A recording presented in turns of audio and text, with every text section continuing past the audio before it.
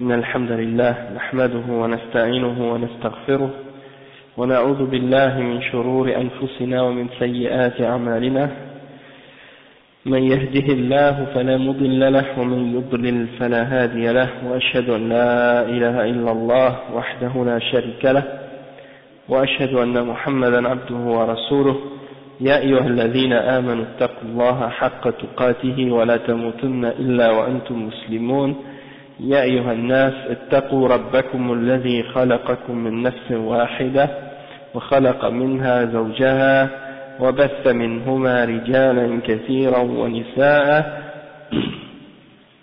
واتقوا الله الذي تساءلون به والأرحام إن الله كان عليكم رقيبا يا أيها الذين آمنوا اتقوا الله وقولوا قولا سديدا يصلح لكم أعمالكم ويغفر لكم ذنوبكم ومن يطع الله ورسوله فقد فاز فوزا عظيما وإن خير الكلام كلام الله وخير الهدي هدي محمد صلى الله عليه وسلم وإن شر الأمور محدثاتها وكل محدثة بدعة وكل بدعة ضلالة وكل ضلالة في النار أما بعد. Aujourd'hui c'est le cours numéro 5 sur les cours sur Ahkam al-Nikah. Ok, on a parlé la semaine passée, à la fin on commençait à expliquer les raisons ou les sagesses qui sont derrière le mariage et les choses de la charia qui nous incitent à chercher à se marier. On a mentionné jusqu'à date 3 points. Le premier c'est en fait les exemples de la charia qui nous incitent, qui incitent au mariage, et deuxièmement que le mariage ça fait partie des exemples des messagers, c'est-à-dire les messagers ont toujours donné l'exemple par eux-mêmes du fait que ils se sont mariés puis ils ont eu des femmes et des enfants, donc ça fait partie de leur sunna. Et l'exemple du prophète sallallahu alayhi wa sallam est clair à ce sujet-là. Puis on a parlé, on était arrêté là. Donc on va continuer à partir de ce point-là, Inch'Allah, aujourd'hui. Une autre raison pourquoi c'est important de se marier et qu'est-ce qui nous incite, la charia qui nous incite à essayer de se marier, c'est du fait que parmi les choses de la dunya, les jouissances et les belles choses de la dunya, il y a une femme qui est pieuse, comme ça a été rapporté dans les hadiths. Le prophète sallallahu alayhi wa sallam, il a dit ça dans un hadith qui est rapporté selon l'imam Muslim, ou par l'imam Muslim selon Abdullah ibn Amr ibn al-As, radiyallahu anhuma, il a dit الدنيا متاع وخير متاعها وخير متاع الدنيا المرأة الصالحة. La dunya c'est une jouissance ou quelque chose un plaisir de bien qui est bien sûr éphémère, qui dure pas longtemps, mais parmi toutes les bonnes choses qu'il y a dans cette dunya, il y a le fait d'avoir une femme qui est vertueuse, qui est pieuse. Ok, et il y a plusieurs hadiths qui sont rapportés à ce sujet-là, mais celui-là ça nous montre quand même que parmi les meilleures choses dans cette dunya, il n'y a rien de mieux qu'une femme vertueuse. Ensuite, il y a le fait que la religion, que le mariage c'est la moitié de la religion, comme le prophète sallallahu alayhi wa sallam a dit. ومما يدل على فضل النكاح وهو الترغيب فيه ما روى أنس رضي الله عنه أن رسول الله صلى الله عليه وسلم قال من رزقه الله امرأة صالحة فقد أعانه على شطر دينه فليتق الله في الشطر الثاني أو في الشطر الباقي.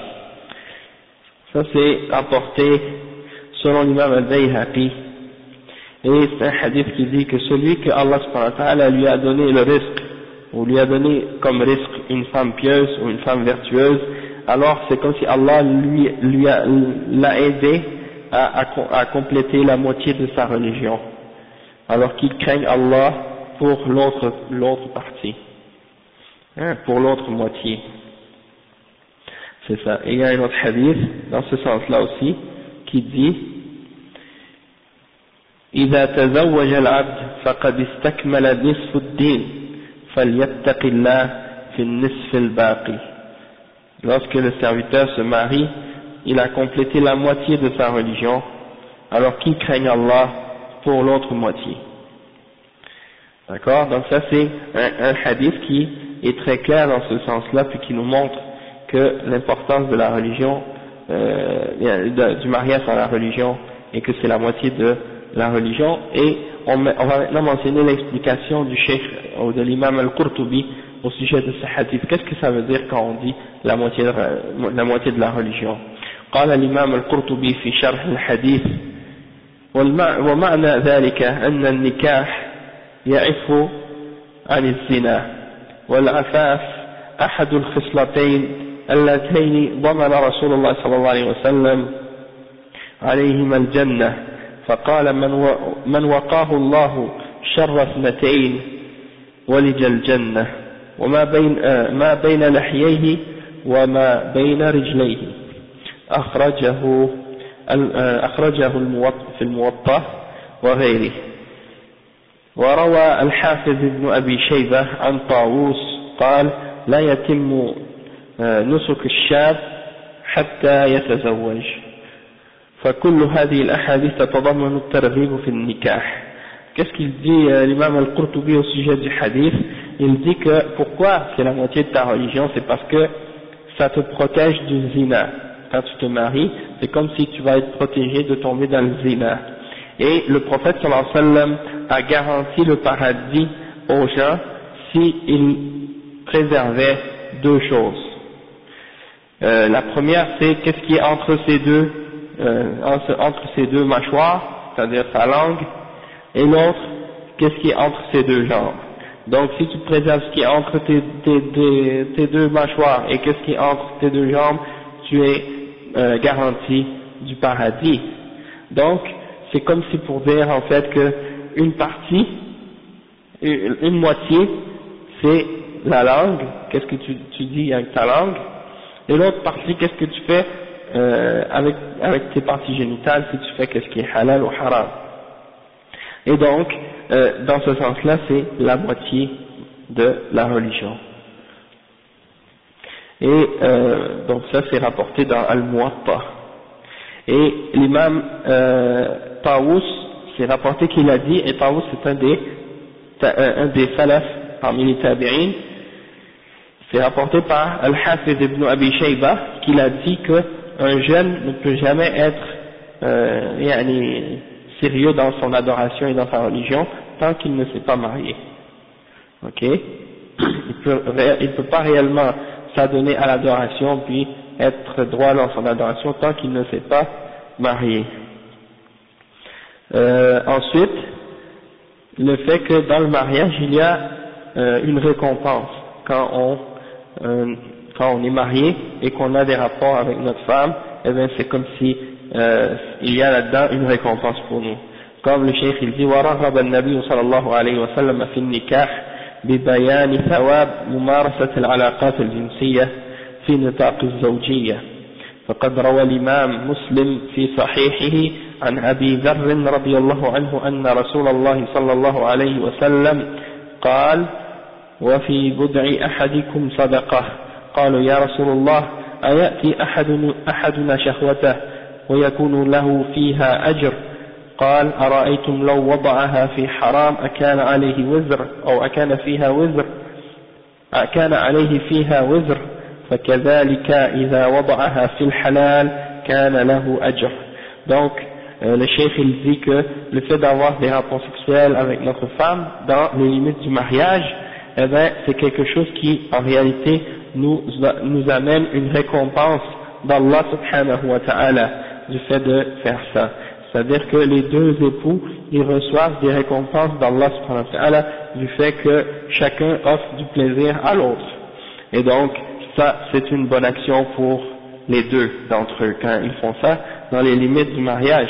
Et la preuve de ça, c'est rapporté par l'imam Muslim dans son Sahih, selon Abi Dharr radiyallahu anhu, que le messager d'Allah sallallahu alayhi wa sallam a dit et il y a dans le fait que vous ayez des rapports sexuels avec votre femme, il y a pour ça une sadaqa, il y a dans ça une sadaqa pour vous, donc c'est comme s'il y a en fait une bonne action pour vous du fait de faire ça.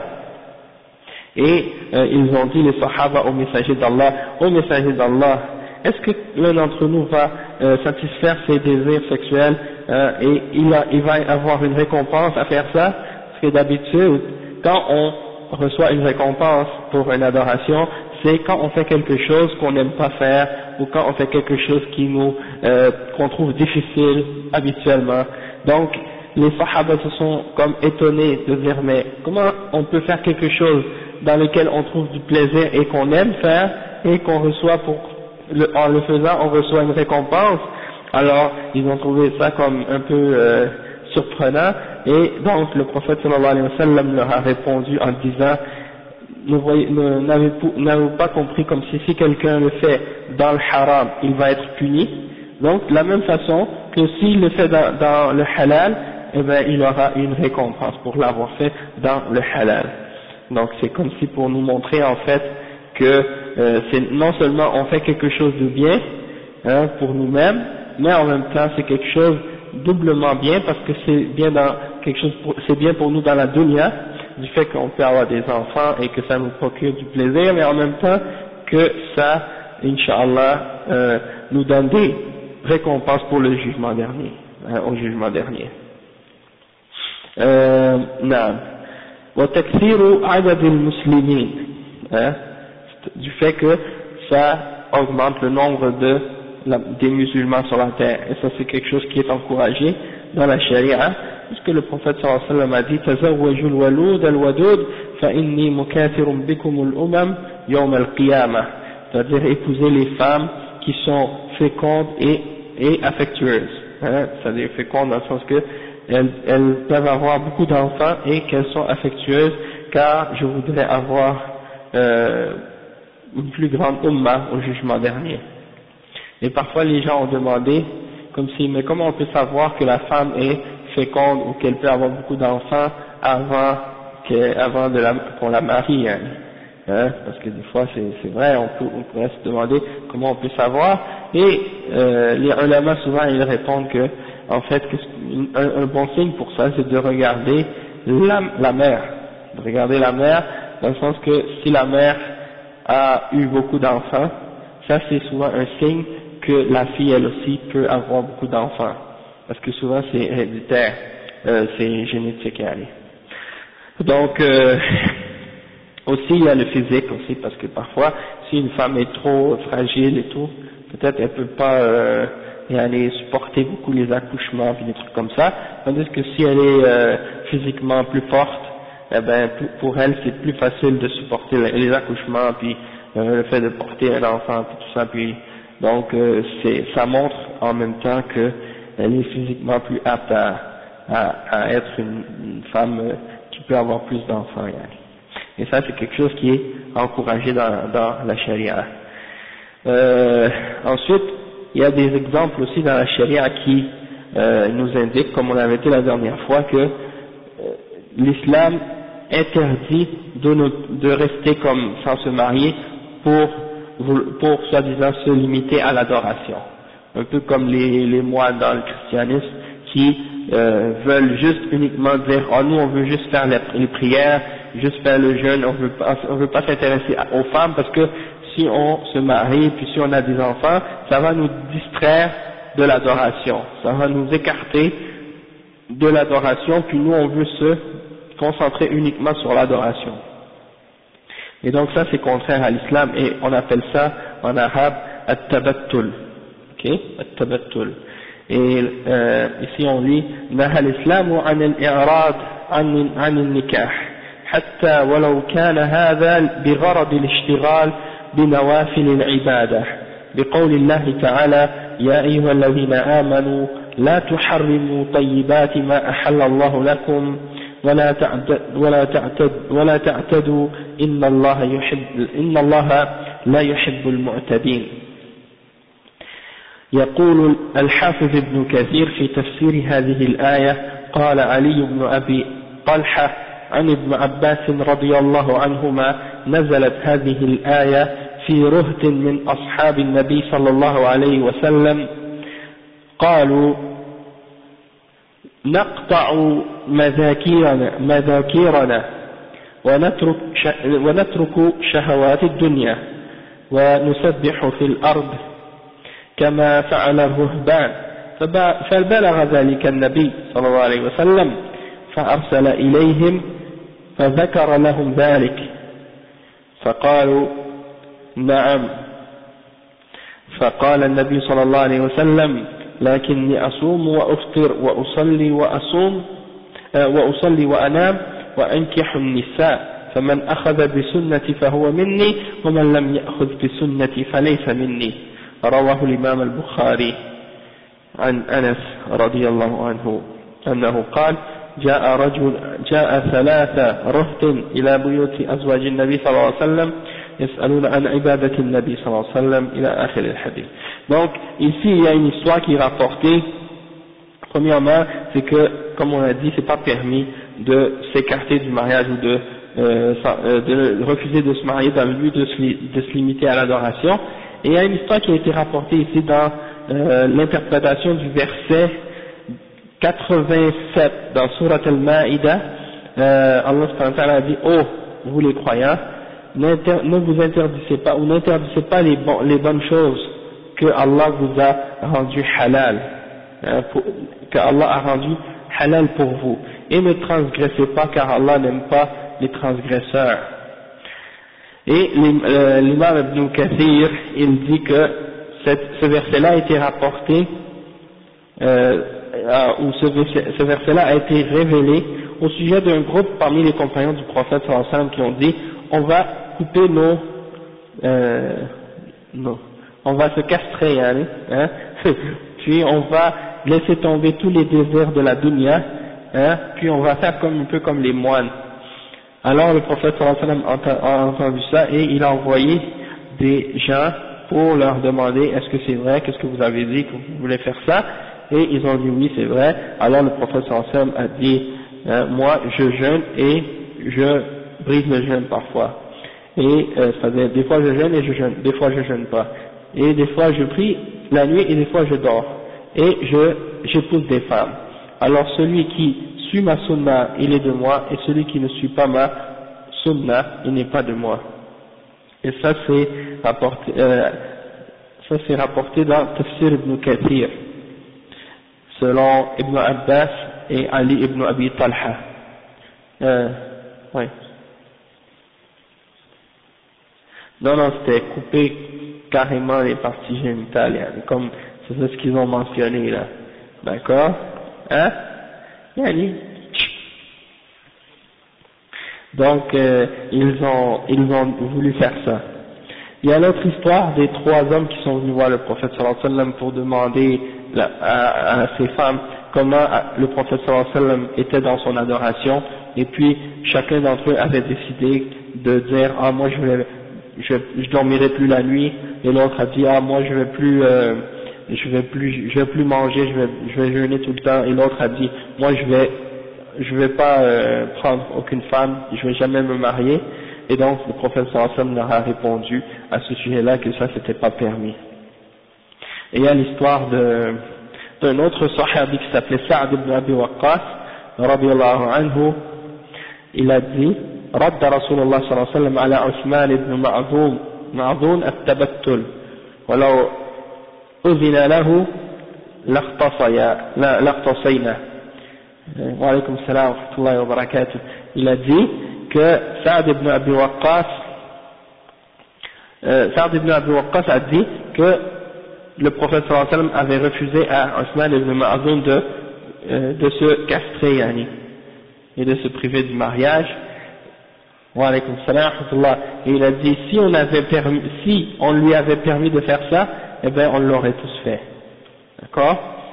Donc ça veut dire que le prophète sallallahu alayhi wa sallam a interdit de faire une chose pareille. روى الإمام أحمد عن أنس رضي الله عنه قال: كان رسول الله صلى الله عليه وسلم يأمر بالباءة وينهى عن التبتل نهيا شديدا ويقول تزوجوا الولود الودود إني مكاثر بكم الأمم يوم القيامة. يقول ابن قدامة تعليقا على هذه الأحاديث هذا حث على النكاح هذا حث على النكاح شديد ووعيد على تركه يقربه إلى الوجوب والتخلي منه إلى التحريم. Donc ça a été rapporté par l'imam Ahmad, ou selon l'imam Ahmad par Anas ibn Malik radiyallahu anhu, que le prophète sallallahu alayhi wa sallam ordonnait aux compagnons de se marier et il interdisait de se castrer ou de se priver du mariage, et il l'interdisait vraiment sérieusement, avec force. Et il disait épousez les femmes fécondes et affectueuses, parce que je veux avoir je voudrais que ma nation soit celle qui est plus nombreuse parmi les nations des prophètes au jugement dernier. Et l'imam Ibn Qudama, il a mis un commentaire au sujet de ces hadiths-là dans son livre, et il a dit tous ces hadiths-là incitent à se marier et menacent la personne qui abandonne le mariage, et ça ramène la question à quelque chose qui est proche de l'obligation, c'est-à-dire ça devient proche de l'obligation et de s'en priver proche de l'interdiction. D'accord? Après il dit وقد أكد الصحابة والأئمة أهمية النكاح ونهوا عن التبتل. وقد ذكر سعيد بن هشام عن عامر أنه سأل أم المؤمنين عائشة رضي الله عنها عن التبتل فقالت لا تفعل أما سمعت قول الله تعالى ولقد أرسلنا رسلا من قبلك وجعلنا لهم أزواجا وذرية فلا تبتل. Donc c'est ça, un des sahaba a demandé la question à Aïcha radiyallahu anha, c'était Saad ibn Hisham ibn Amir, au sujet de se castrer, des trucs comme ça, puis Aïcha a répondu ne le fais pas. N'as-tu pas entendu le verset dans lequel Allah subhanahu wa ta'ala dit et nous avons envoyé des messagers avant toi et nous leur avons donné des épouses et des enfants, alors c'est pas permis de se castrer. Et le Hafiz Abdullah ibn Muhammad ibn Abi Shayba, il a rapporté عن شداد بن أوس رضي الله عنه وكان قد ذهب بصره قال زوجوني فإن رسول الله صلى الله عليه وسلم أوصاني أن لا ألقى الله أعزبا. Ok, ça c'est rapporté dans Al-Musannaf. Qu'est-ce qu'il dit? Shaddad ibn Aus, selon Shaddad ibn Aus, et il était devenu aveugle à cette époque, il était avancé dans l'âge, alors il disait aux autres sahaba, mariez-moi, c'est-à-dire donnez-moi une femme à marier, parce que le messager d'Allah m'a conseillé de ne pas rencontrer Allah célibataire, c'est-à-dire il ne veut pas mourir célibataire, ok. Et également c'est rapporté encore par Ibn Abi Shayba selon Al-Hassan قال لي معاذ رضي الله عنه في مرضه الذي مات فيه زوجوني إني أكره أن ألقى الله أعزبا. C'est rapporté par Ibn Abi Shayba selon Hassan que Mu'adh lui a dit radiyallahu anhu lorsqu'il était dans sa maladie de laquelle il est mort, alaykum salam wa rahmatullah, il a dit mariez-moi parce que je détesterais rencontrer Allah célibataire, c'est-à-dire sans avoir une épouse. Okay. وروي عن ابن مسعود رضي الله عنه أنه قال لو لم أعش أو لم أكن في الدنيا إلا 10 لأحببت أن يكون لي عندي فيهن امرأة. Ibn Mas'ud, ça a été rapporté qu'il a dit si je ne vivais pas, ou si j'étais pas dans ce monde, si j'étais seulement dans ce jour, ou si je savais que je vivrais seulement 10 jours dans ce monde, j'aimerais pendant ces 10 jours-là avoir une femme. C'est-à-dire il voudrait pas rester sans avoir une femme. وروى الحافظ ابن أبي شيبة عن ميسرة قال لي طاووس قال لي طاووس ça c'est عن ميسرة قال لي طاووس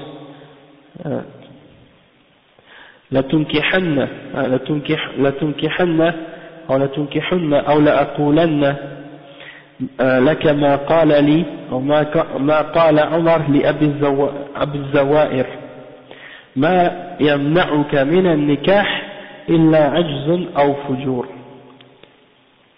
Ça c'est rapporté dans Rawdatul Muhibbin de l'imam Ibn al-Qayyim, non, dans le Musannaf d'Ibn Abi Shayba, c'est ça. Il a rapporté selon Maysara que Tawus lui a dit, Tawus c'est le tabi'i, il lui a dit tu vas te marier ou bien sinon je vais te dire ce que Omar a dit à Abi Zawa'ir. Il a dit rien ne t'empêche de te marier excepté une incapacité ou une perversité, un des deux, soit que tu es incapable ou soit que tu as une perversité qui t'empêche de te marier. Ben s'ils ressentent pas le besoin, c'est ça que tu veux dire? Ouais, s'ils ressentent pas le besoin, ben ça c'est autre chose. Et comme on a dit la dernière fois à propos du verdict au sujet du mariage, le mariage c'est toujours recommandé pour une personne qui a les moyens de le faire, qui est capable de le faire, surtout s'il en ressent le besoin, et quand il en ressent le désir, ça devient obligatoire.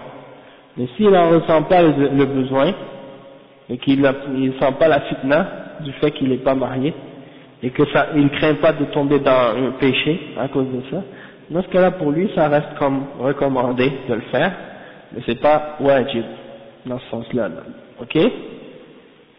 Ensuite il dit وذكر الإمام ابن القيم في كتابه روضة المحبين قال المروزي قال أبو عبد الله يعني أحمد بن حنبل ليس العزوب من أمر الإسلام في شيء فإن النبي صلى الله عليه وسلم تزوج 14 ومات عن 9 ولو تزوج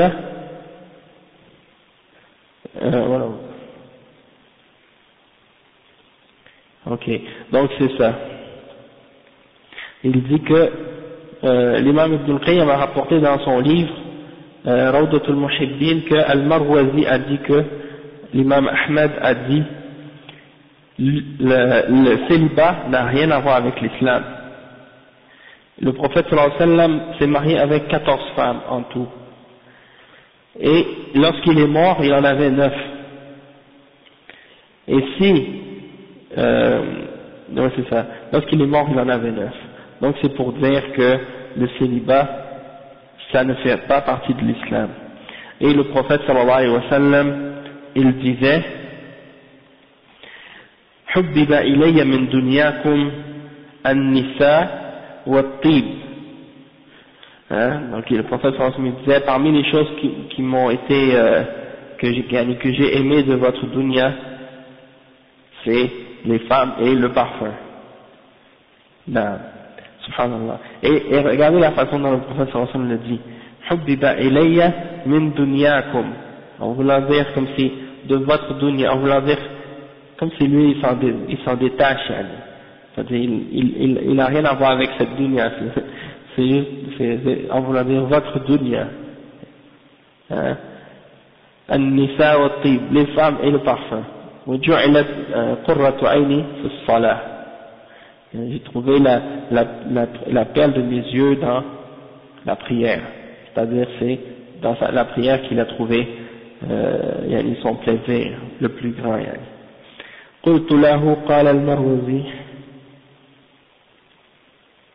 Ok, après il y a un autre rapport ici وقال ابن قدامة وذكر ابن قدامة قول الإمام أحمد من دعاك إلى غير التزويج فقد دعاك إلى غير الإسلام. Ça c'est rapporté par Ibn Qudama que l'imam Ahmed a dit celui qui t'appelle à rester célibataire, alors il t'a appelé à autre chose que l'islam. Okay.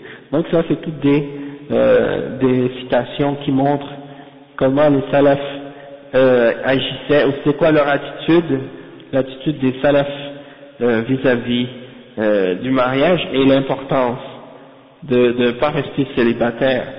En fait, même c'est même dangereux pour quelqu'un, dans certains cas, de rester célibataire, puisque ça peut le pousser à tomber dans ce qui est haram. Donc, il y a un point aussi qui est important à mentionner, qu'on n'a pas dit, mais c'est que si, comme par exemple quelqu'un, il ressent le désir de se marier, mais qu'il n'a pas trouvé de femme, ou bien qu'il n'a pas trouvé les moyens de le faire encore, c'est-à-dire le moyen d'arriver à se marier, et bien dans ce cas-là, le prophète sallallahu alayhi wa sallam, il a donné un remède ou une solution à ce problème-là, et c'est le jeûne. Hein. Ou même, attends, je l'ai dit? Oui, j'ai dit ça dans le hadith, hein, mais j'ai pas détaillé à ce sujet-là. Donc c'est ça. Celui qui n'est pas capable, par exemple, de trouver une femme pour se marier, ou qui n'a pas les moyens encore, eh bien, il y a un moyen, c'est de jeûner. De jeûner parce que le jeûne, ça coupe les désirs, et ça aide à se contrôler. Ok, donc pour ça, ça y est. Maintenant, on va commencer à entrer dans les règles plus détaillées de la question du mariage, puisqu'on a compris maintenant juste l'importance de ce sujet-là. Maintenant, on peut rentrer dans la question du mariage. Le cheikh, il commence par mentionner les conditions, mais je pense que le mieux c'est de mentionner plutôt les qualités qu'on doit chercher dans la personne qu'on veut épouser. On a parlé de ça un petit peu, mais on veut détailler maintenant ce sujet-là parce que c'est très important en fait. Cheikh il dit وفي صفة المرأة وعليكم السلام وفي صفة المرأة التي ينبغي نكاحها.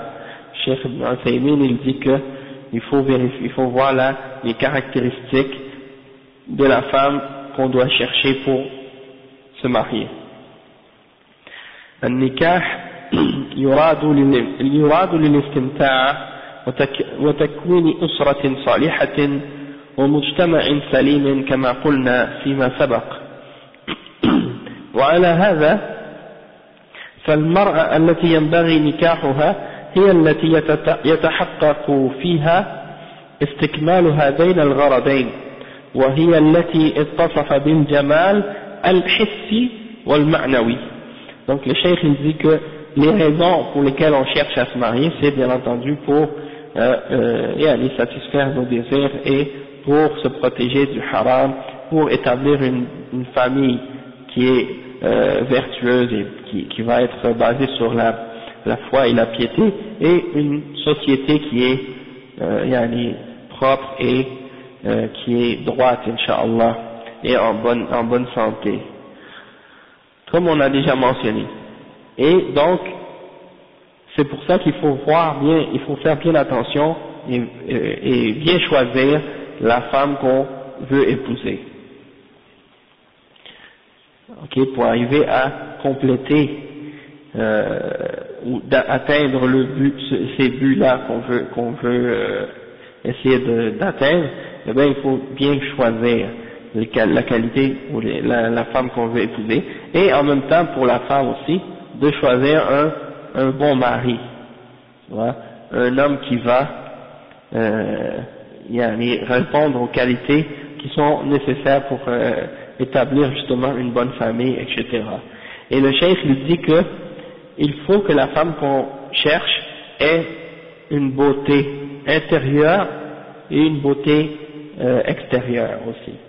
Il faut qu'elle soit non seulement attirante ou plaisante au regard, mais aussi il faut qu'elle ait un caractère qui vient avec, wa alaykoum salam, un caractère islamique, un bon caractère islamique qui vient avec. Donc le cheikh dit فالجمال الحسي كمال الخلقة لأن المرأة كلما كانت جميلة المنظر وعذبة المنطق قرت العين بالنظر إليها وأسقط الأذن إلى منطقها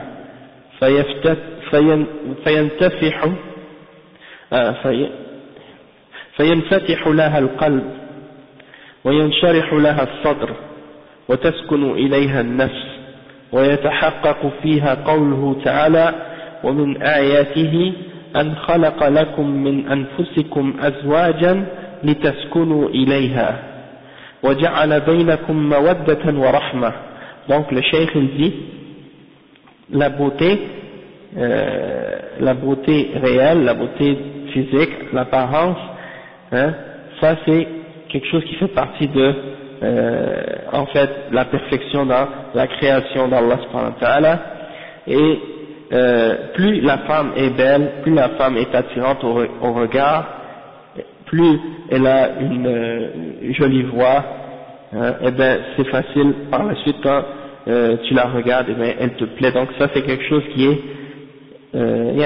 mieux pour la relation entre l'homme et sa femme, et pour le mariage, pour l'équilibre. Parce que bien entendu, lorsque la femme elle plaît au regard de son mari, et ben ça il va ouvrir son cœur pour elle, et il va être en paix en pensant à elle et en la regardant. Et donc ça, lorsque ce point-là est respecté ou établi, eh ben ça respecte le verset dans lequel Allah subhanahu wa ta'ala il dit parmi ces signes, c'est qu'il a créé pour vous, de vous et pour vous des épouses, pour que vous soyez en tranquillité auprès d'elles, et il a mis entre vous de l'amour et de la miséricorde. Donc ça c'est le verset 21 dans Surat Ar-Rum, d'accord? Et ça c'est un point très important, d'accord? Quelqu'un, lorsqu'il épouse une femme, comme le prophète sallallahu alayhi wa sallam, on lui a demandé c'est quelle femme est la meilleure à épouser. قد سئل النبي صلى الله عليه وسلم أي النساء خير قال التي تسره إذا نظر وتطيعه إذا أمر ولا تخالفه في نفسها ولا ماله بما يكره. Donc il a répondu, le prophète sallallahu alayhi wa sallam, quand on lui a demandé quelle est la meilleure femme, il a dit c'est celle que lorsque tu la regardes elle te plaît, et lorsque tu lui demandes elle t'obéit, et elle te contredit pas dans sa personne, et elle n'utilise pas tes biens pour faire ce que tu n'aimes pas. Donc ça c'est des exemples du fait que lorsqu'un homme épouse une femme, c'est très important que cette femme-là soit plaisante à son regard. Et ça va faire en sorte que le mariage va durer et que les époux vont s'aimer plus les uns les autres. Et en particulier dans l'époque actuelle, parce que, comme on sait, il y a de plus en plus de tentations, de fitna dans la rue, dans les lieux publics, les femmes qui sont pas bien couvertes, qui s'habillent mal, qui montrent leur corps, qui montrent leurs atours à l'extérieur. Ça crée beaucoup de désirs et de tentations. Et donc, si l'homme, par exemple, il est marié avec une femme, et que cette femme-là ne l'attire pas, ou ne lui plaît pas, eh ben, qu'est-ce qui va arriver? C'est que il va pas être satisfait avec cette femme, il va pas être heureux avec elle. Et elle, en retour, quand elle va sentir que son mari n'est pas attiré par elle, puis que cette femme ne lui plaît pas, eh bien qu'est-ce qui va arriver? C'est que, à son tour, elle aussi, elle va être malheureuse. Et lorsque les époux sont malheureux l'un avec l'autre, eh bien c'est ça, une des grandes causes qui va amener au divorce, et aux mauvaises relations entre les époux. Donc c'est très important qu'il y qu'il y ait cette attirance entre les deux époux, et puis qu'ils se sentent bien l'un avec l'autre. Et il y a, bien entendu, à prendre en considération un autre aspect, c'est-à-dire la beauté intérieure d'une personne. Et ça, comme le cheikh il dit, هو الجمال المعنوي كمال الدين والخلق فلما كانت المرأة أدين فكلما كانت المرأة أدين وأكمل خلقا كانت أحب إلى النفس وأسلم عاقبة فالمرأة ذات الدين قائمة بأمر الله حافظة لحقوق زوجها وفراشه وأولاده وماله معينة له على طاعة الله إن نسي ذكرته وإن تثاقل نشطته وإن غضب أرضته فالمرأة الأديبة تتودد إلى زوجها وتحترمه ولا تتأخر عن شيء يحب أن تتقدم فيه ولا تتقدم في شيء يحب أن تتأخر فيه. Donc, ça c'est des exemples que le cheikh il dit, que le caractère et la religion de la femme, ça c'est les choses parmi les plus importantes qu'on doit rechercher, parce que c'est pas suffisant que la femme soit juste attirante et belle. Si la femme, même si tu as la plus belle femme au monde et la plus attirante au monde, eh ben si cette femme elle n'a pas de religion et elle n'a pas un bon comportement, eh ben tu vas être l'homme le plus malheureux au monde, peu importe sa beauté et peu importe ses charmes. Donc il faut prendre en considération toujours la religion et le caractère de cette femme. Et plus la femme elle a le bon comportement et la religion, bien plus ça va te porter à l'aimer. Même si, par exemple, parfois, elle n'a pas une beauté hors de l'ordinaire, mais le fait qu'elle soit avec un bon khuluq, un bon comportement, et qu'elle soit une femme qui craint Allah subhanahu wa ta'ala et qui l'obéit à Allah, et que lorsque tu lui demandes quelque chose, elle cherche toujours à te faire plaisir et à te satisfaire, et qu'elle prend soin de tes affaires et de tes enfants et de tes biens, etc., et qu'elle t'aide dans l'obéissance d'Allah, et que lorsque tu oublies, elle te rappelle, et qu'elle te motive lorsque tu te sens un peu paresseux ou fatigué, et lorsque tu es en colère, elle cherche à te calmer et à te faire plaisir. Donc une femme qui a ces qualités-là, bien entendu, c'est un des grands trésors dans cette dunya. Et la femme qui est bien éduquée, qui est bien élevée, qui a un bon comportement, elle respecte son mari, elle lui parle avec respect, elle agit avec lui avec respect. Et donc, ça c'est très important. Si tu as une femme qui est bien, qui est jolie, qui est attirante et tout, mais qui te parle, qui te manque constamment de respect, eh bien, ça amène ça amène pas une bonne relation, dans le mariage, et puis, ça donne une mauvaise exemple aussi, surtout s'il y a des enfants et tout, ils vont prendre ces mauvais comportements-là et ces mauvais exemples dans la façon de parler de la mère etc. Donc c'est quelque chose qui est très mauvais. Et si quelqu'un est capable de trouver la femme qui a le bon comportement et la beauté en même temps, et la religion en même temps, ça c'est qu'est-ce qui est le plus souhaitable. Mais sinon, s'il a le choix entre une femme qui est religieuse et une femme qui est très belle, mais qui n'a pas de religion, eh bien c'est ce qu'il doit toujours mettre en avant, la femme qui a la religion, même si elle est moins belle. D'accord? Et c'est ça que le prophète sallallahu alayhi wa sallam a dit dans le hadith qu'on avait mentionné la dernière fois, tunkahul mar'a li arba' li maliha wa li diniha wa li nasabiha wa li diniha. Et il a dit fadfar bi dhat ad-din taribat yadak. Ok? Il a dit accrochez-vous à la religion, celle qui a la religion, sinon malheur à vous, faut avoir marié une femme qui a l'argent ou qu'il y a la beauté et des choses comme ça. Parce que comme on dit, la beauté, c'est pas éternel, et puis quand la femme prend de l'âge et tout, puis qu'elle a eu des enfants, bon, elle n'est plus aussi attirante qu'elle était lorsqu'elle était plus jeune.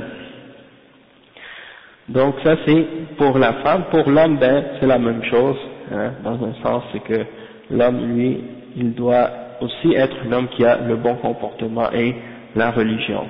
Mais qu'est-ce qui se passe ici, comme on avait dit la dernière fois aussi, c'est que on voit que parmi les jeunes filles et en particulier les jeunes filles maintenant, on voit que, en particulier dans les côtés francophones, anglophones aussi, mais c'est plus chez les francophones, les jeunes, on voit qu'il y a une grande défaillance, une grande négligence dans l'aspect religieux. Les jeunes filles sont pas éduquées d'une façon religieuse. Les familles n'incitent pas leurs filles à pratiquer puis à apprendre l'islam en général. Puis ils les incitent tout pour qu'est-ce qui a rapport avec la dunya. Ils incitent les filles pour qu'est-ce qui a rapport avec la dunya, les études, le travail, l'argent, la carrière, hein, mais pour la religion, c'est pas vraiment considéré comme quelque chose d'important. Et c'est pour ça que tu vas aller dans les écoles, dans les cégeps, dans les universités, en général tu vas trouver que les jeunes filles musulmanes, surtout les universités francophones, tu vas trouver une petite quantité de femmes qui pratiquent la religion. Si elles pratiquent la religion, c'est parce que souvent elle est déjà mariée.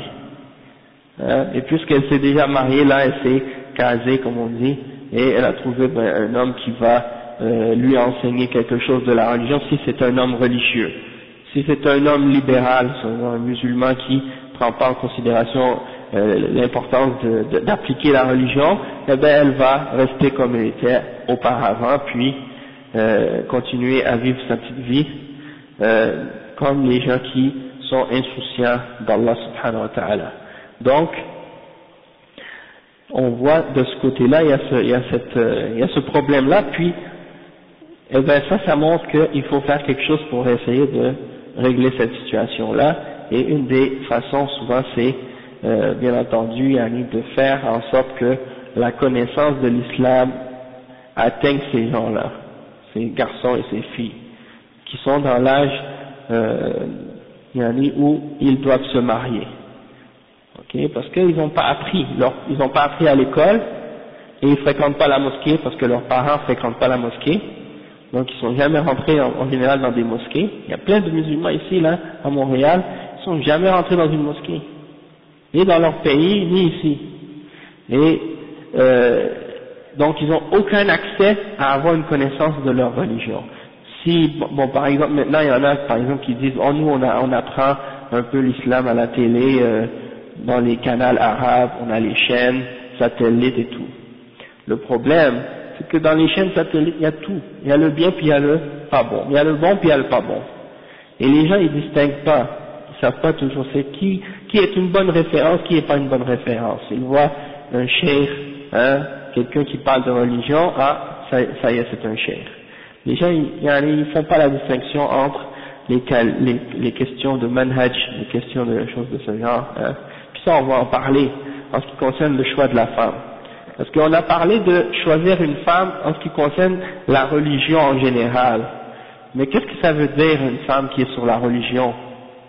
Qu'est-ce que ça veut dire un homme qui est sur la religion? Et ça c'est important de le regarder en détail.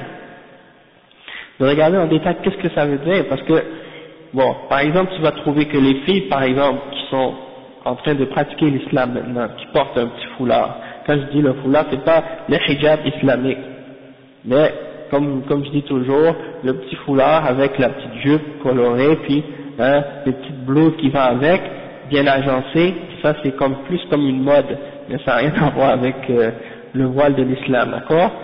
Bon, les filles qui ont commencé à mettre ça, c'est parce que peut-être qu'elles ont, bon, disons, une intention, un penchant vers l'application de l'islam. Elles sont intéressées, elles sont, disons, elles ont vu du bien dans ça, elles ont compris l'importance mais elles ont pas reçu, soit qu'elles n'ont pas reçu les informations nécessaires pour connaître la réelle façon d'appliquer ces règles islamiques, ou bien qu'elles sont pas prêtes, ou bien qu'elles n'ont pas vu des bons exemples autour d'elles.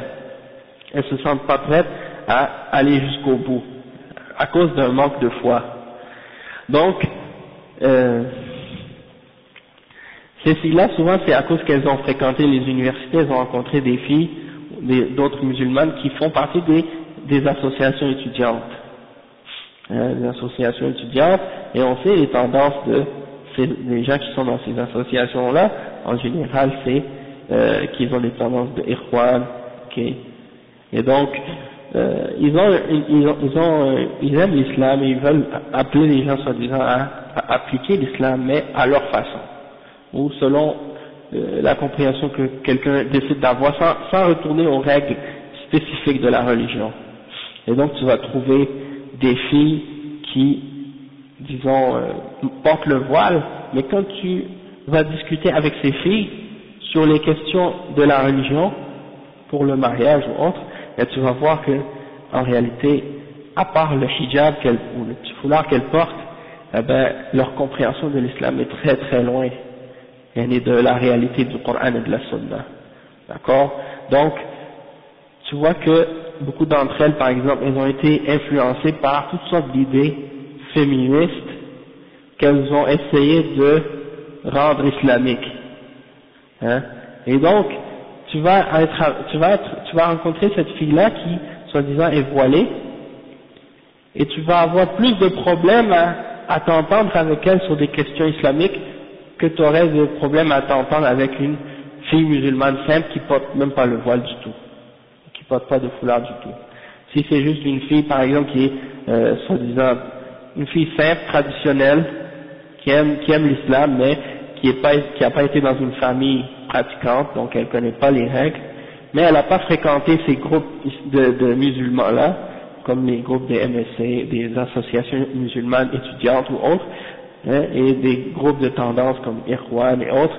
Donc, elles vont avoir un penchant vers l'islam, elles aiment l'islam, mais elles n'ont pas été infectées par toutes ces idéologies et puis ces modes de pensée que ces autres filles-là ont reçus dans les universités. Donc, parfois c'est beaucoup plus facile de leur faire comprendre et de leur faire connaître les règles de l'islam que ces filles-là, par exemple. Donc les filles d'université, si tu discutes avec elles parfois sur l'islam, bon, elles commencent à te mettre plein de conditions qui sont contraires à l'islam. Tu leur dis, est-ce que tu veux te marier, est-ce que tu es prête à, par exemple, à être une bonne mère, une femme de famille, tu vas éduquer tes enfants, etc. Elle te dit non, mais moi je dois étudier, je dois continuer mes études. Parce que dans l'islam c'est important d'étudier puis d'augmenter toujours de plus en plus sa connaissance. Je dis oui, c'est vrai, bon, on peut dire que c'est important d'étudier puis d'augmenter notre connaissance. Toutefois, tout ça c'est possible de le faire tant que ça rentre pas en contradiction avec des règles de l'islam. D'accord? Comme par exemple, d'étudier dans un milieu où il y a de la mixité. D'accord? Ça c'est un gros problème. Toi tu te maries avec une femme et ta femme tous les jours elle va s'asseoir dans une classe où il y a plein de garçons et de filles ensemble. D'accord? Ça c'est quelque chose, si tu es un homme et que tu as une ghayra, hein, c'est difficile pour toi d'accepter une chose pareille. Donc si la femme elle a acquis une connaissance suffisante, elle a étudié ce qui est nécessaire pour elle d'apprendre, pour apprendre sa religion et apprendre les choses de la vie comme on l'a lu la dernière fois, et bien dans ce cas-là, c'est pas nécessaire pour elle de compléter, d'aller plus loin si elle sait en particulier que ça implique que ça rentre en contradiction avec sa foi et sa religion. Donc sur ce point-là, des fois c'est très difficile d'arriver à les convaincre ces filles-là, parce que elles ont l'idée qu'il faut qu'elles continuent les études le plus loin possible. Et même si peut-être certaines d'entre elles, si elles étaient capables de continuer jusqu'au doctorat, elles voudraient pouvoir le faire. Alors que toi, ton intention c'est quoi? C'est d'avoir une femme qui va éduquer les enfants, qui va être une bonne épouse qui va être là à la maison, et non pas qui va passer ses journées dehors, à l'école, ou à l'extérieur de la maison, elle est en train de faire toutes sortes d'autres activités, autres que celles qu'elle doit vraiment faire. Ensuite, elle va dire par exemple, bon moi il faut que je travaille, parce que j'ai pas fait toutes ces études-là, puis j'ai pas appris toutes ces choses-là, pour la suite rester chez moi à rien faire. Et souvent tu trouves ce genre d'exemple-là, tu vois, elles disent, pour elle rester à la maison c'est rien faire. C'est-à-dire comme si tu peux rien faire quand tu es à la maison. Et alors qu'il y a plein de choses que tu peux faire, à la maison. D'accord? Et donc, c'est comme pour dire, j'étudie, dans une école mixte. Après, lorsque j'ai terminé, j'ai mon diplôme, et donc j'ai toute cette connaissance que j'ai acquis, donc je dois l'utiliser pour en faire profiter les autres. D'accord? Donc ça devient un autre but dans sa vie.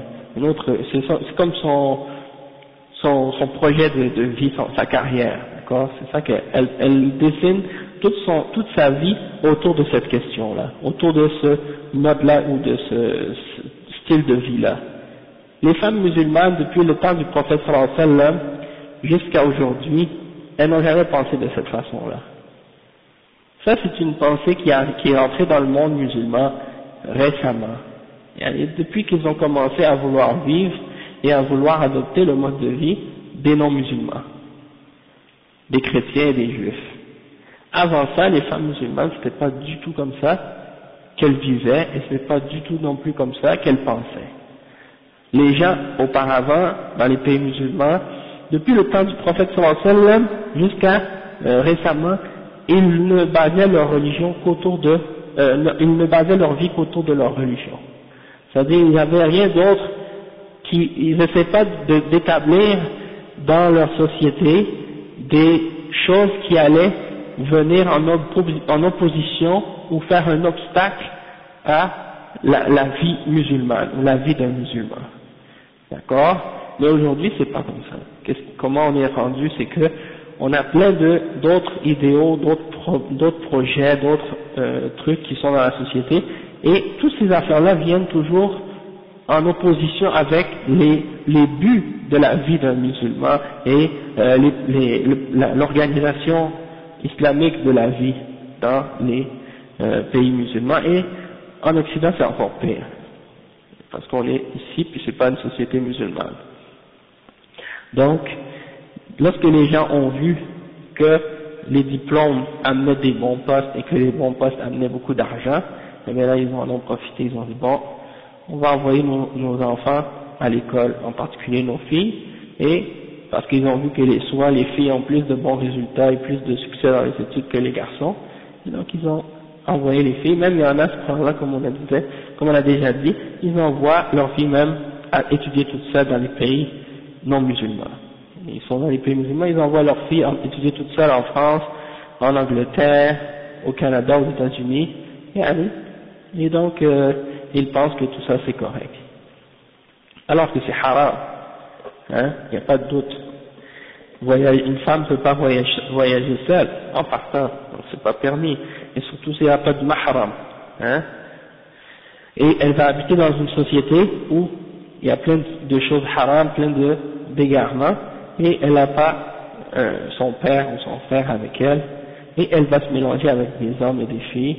Et si vous allez voir dans les campus ou dans les universités le nombre de jeunes filles musulmanes qui sont venues vivre ici, la plupart d'entre elles, vous n'allez même pas savoir est-ce qu'elles sont musulmanes ou non, parce qu'elles sont souvent fondues et mélangées avec les autres comme si rien n'était.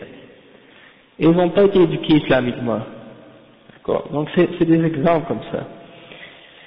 Donc, et tout ça pour dire que c'est très difficile maintenant de trouver une fille musulmane qui est prête à accepter de vivre comme l'islam nous demande de vivre et de suivre les règles de la religion musulmane. Parce que, comme on a déjà expliqué, les femmes peuvent travailler dans des limites de l'islam tant que ça ne rentre pas en contradiction avec les règles de la religion. que ça va pas venir ça va pas être un obstacle au fait qu'elle va respecter les droits de son mari et les droits de ses enfants. Ça c'est très important. Si ça vient un obstacle aux droits de son mari, aux droits de ses enfants, elle ne doit pas travailler dans ce cas-là.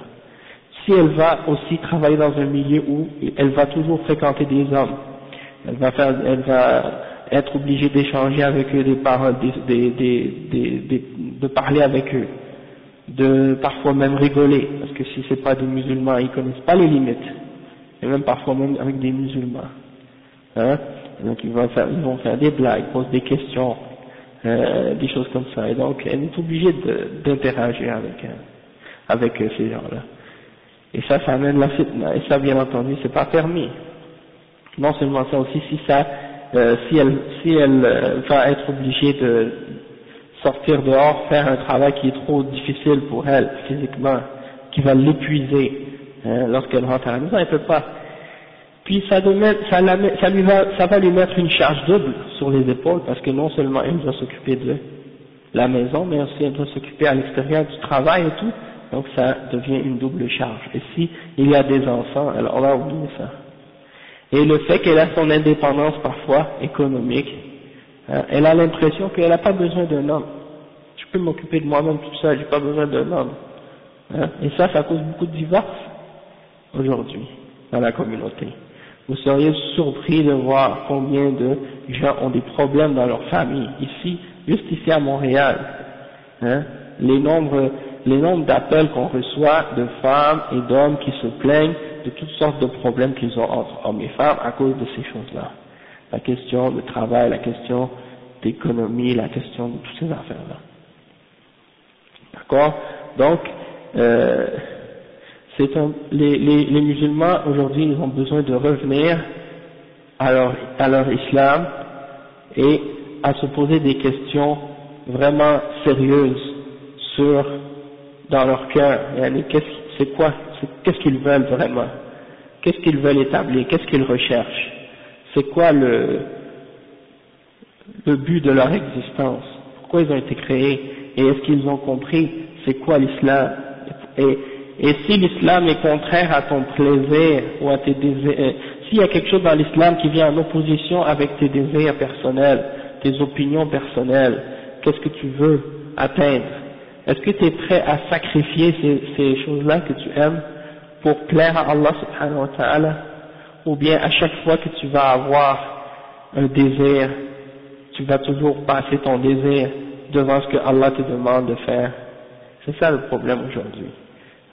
Chaque fois qu'on aime quelque chose, on met cette chose-là devant ce que Allah aime. N'importe qui, même un musulman, il dit, moi j'ai envie de devenir un acteur. D'accord? Il dit, moi je veux devenir un acteur. Et là, il veut tellement devenir un acteur, il est prêt à tout pour devenir un acteur. Alors, s'il va aller demander à un imam ou à un savant de l'islam un verdict au sujet de ça, est-ce que j'ai le droit de devenir un acteur dans l'islam? S'il entend non, il va quand même chercher à continuer dans cette voie-là. Pourquoi? Parce qu'il est aveuglé par ses désirs, aveuglé par sa passion. Peu importe les preuves que tu vas lui donner pour lui montrer que c'est haram, il va toujours essayer d'argumenter et de chercher à supporter sa décision et protéger ou supporter son intention et son but. Donc, ça c'est pour quelque chose comme le fait de devenir acteur, ça c'est clair. Pour un homme, imaginez pour une femme la même chose. C'est encore pire même. Mais là maintenant, pour d'autres choses de la dunya parfois, que les gens savent que ça c'est des choses qui sont contraires à l'islam, eh bien ils cherchent quand même des arguments et des excuses pour vouloir le faire. D'accord? Donc maintenant, comment tu veux toi dans une société comme ça, si tu veux être un musulman qui pratique ta religion, qui suit les règles de l'islam, comment tu veux trouver une femme qui rentre dans les descriptions et dans les caractéristiques que le prophète Mohammed sallallahu alayhi wa sallam a données? Alors que tu vois que dans la société, les femmes, les filles sont dans cet état-là, sans parler des hommes. sans parler des hommes, les hommes aussi ils ont leurs problèmes, tu trouves toutes sortes de cas, puis on va en parler, mais c'est juste pour dire là, on veut régler le cas des femmes en premier, Inch'Allah, pour parler de ça. Tu vas discuter avec une femme, elle va te poser la question, est-ce que toi tu veux avoir plus qu'une femme plus tard ou non? D'accord? Et ça c'est une question, c'est sûr que la femme qui te pose cette question-là, c'est parce qu'elle veut pas que tu aies plus qu'une femme. Et si tu lui réponds, franchement, oui, je voudrais avoir 2 femmes plus tard, eh ben, elle va dire, ben, dans ce cas-là, oublie ça, parce que moi, je suis pas intéressé, et je veux pas avoir un homme qui va avoir plus qu'une femme. Alors qu'en principe, une femme musulmane, elle pose pas cette question-là. Hein? C'est Allah qui sait le ghaib, l'avenir, on sait pas. Peut-être qu'aujourd'hui, je dis, non, je veux pas avoir une autre femme plus tard. Puis dans 10 ans, le désir te vient de vouloir avoir une deuxième femme. Ou bien peut-être qu'aujourd'hui tu dis oui je vais avoir 2 femmes, mais qu'après plus tard, tu vois que ça arrive jamais, ou que la possibilité ne se présente pas. Hein? Donc,